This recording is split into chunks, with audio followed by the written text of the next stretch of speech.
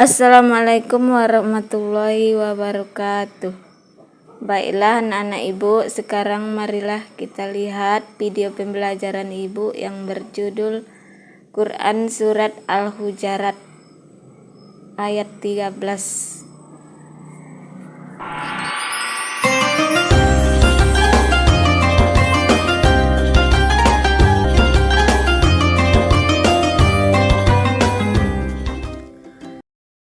Baiklah, pokok bahasan kita pada hari ini yang pertama membaca dan mengartikan surat Al-Hujarat ayat 13. Yang kedua, pokok-pokok yang terkandung dalam surat Al-Hujarat ayat 13.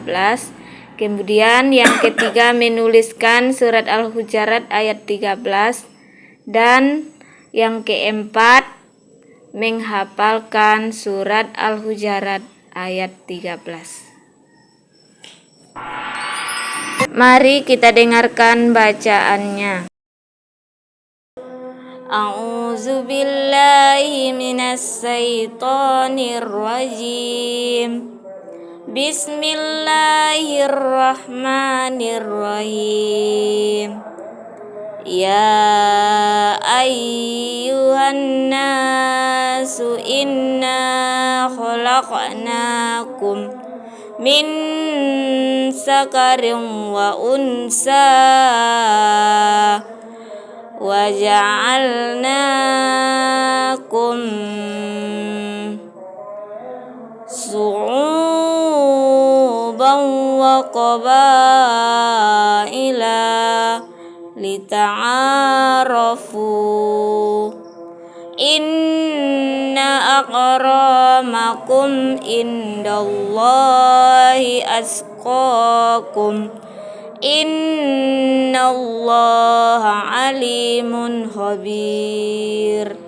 Shadaqallahul azim. Baiklah, coba anak-anak perhatikan. Di sini apabila ada tanda biru menunjukkan bacaan mat atau dipanjangkan. Jangan anak-anak terburu-buru untuk membacanya. Dan apabila tanda merah itu dinamakan gunnah. Nah, itu ditahan 2 harkat.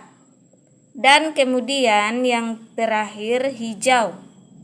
Itu dinamakan qalqalah atau dipantulkan.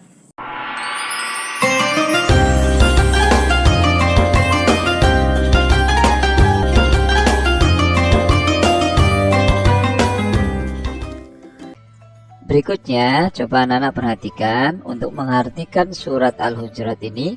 Di sini sudah ada potongan ayat atau potongan kata beserta artinya. Silakan anak-anak nanti dipelajari sendiri ya. Diperhatikan mulai dari kata-katanya dan juga artinya. Kemudian surat Al-Hujurat ayat 13 itu artinya adalah, wahai manusia, sungguh kami telah menciptakan kamu dari seorang laki-laki dan seorang perempuan. Kemudian kami jadikan kamu berbangsa-bangsa dan bersuku-suku agar kamu saling mengenal. Sungguhnya yang paling mulia di antara kamu di sisi Allah ialah orang yang paling bertakwa. Sungguh Allah Maha mengetahui, Maha meneliti. bacaan dan artinya kira-kira apa saja sih pesan pokoknya? Nah, yang pertama anak-anak bahwa perbedaan yang terjadi di antara manusia adalah ketetapan Allah. Jadi manusia sendiri hanya menerima apa yang sudah diciptakan oleh Allah, karena itu ketetapan yang sudah tidak bisa dirubah lagi. Maka ketika ada manusia yang mungkin secara kulit berwarna hitam, rambutnya ikal, maka itu semua adalah ciptaan Allah yang kita tidak boleh menghinanya, mengejeknya. Maka ketika kita menghina, mengejek orang yang memiliki kekurangan, berarti sama saja kita menghina, mengejek yang menciptakan, yaitu Allah. Yang kedua, Allah menciptakan manusia dengan jenis kelamin yang berbeda, suku berbeda, dan bangsa juga yang berbeda. Begitu juga perbedaan-perbedaan yang lainnya yang masih banyak sekali lagi. Nah, perbedaan-perbedaan itu ternyata tujuannya adalah agar kita bisa saling mengenal, bisa saling memahami, bisa saling mengerti.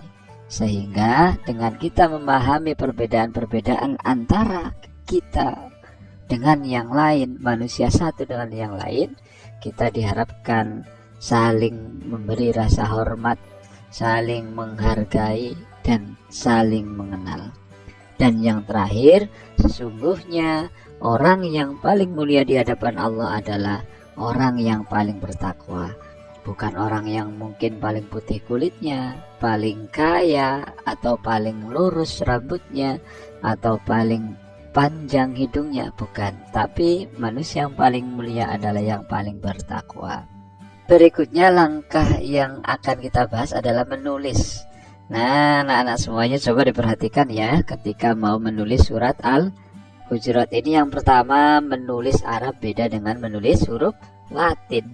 Huruf Arab ditulis dari sebelah kanan, betul sekali ya, dari sebelah kanan. Kemudian yang kedua, menulis Arab juga berbeda dengan tulisan bahasa Indonesia, karena dalam tulisan Arab ini memiliki panjang, tinggi, rendahnya sendiri-sendiri. Maka coba diperhatikan ya. Di sini ada tanda garis merah. Nah, ada yang di bawah garis, ada yang di atas garis, ada yang di tengah. Dan yang terakhir yang juga perlu diperhatikan adalah gerigi dan harokat dengan benar. Contohnya ya seperti ini. Oke, ada yang di bawah, ada yang di atas, dan sebagainya. Kalau kita mengikuti aturan penulisan yang sudah dicontohkan, insya Allah hasilnya akan lebih baik, lebih maksimal. Dan yang terakhir dalam pelajaran kali ini adalah anak-anak diminta menghafalkan surat Al-Hujurat ayat 13. Sulit atau mudah? Insya Allah mudah ketika kita berusaha, ketika kita belajar dan niat dengan mantap, maka kita akan bisa melakukannya. Bagaimana cara menghafalnya? Cara menghafalnya, setiap baris ini ada 4 baris, dibaca 10-20 kali sampai hafal. Kalau sudah hafal, kemudian dibaca yang bawahnya.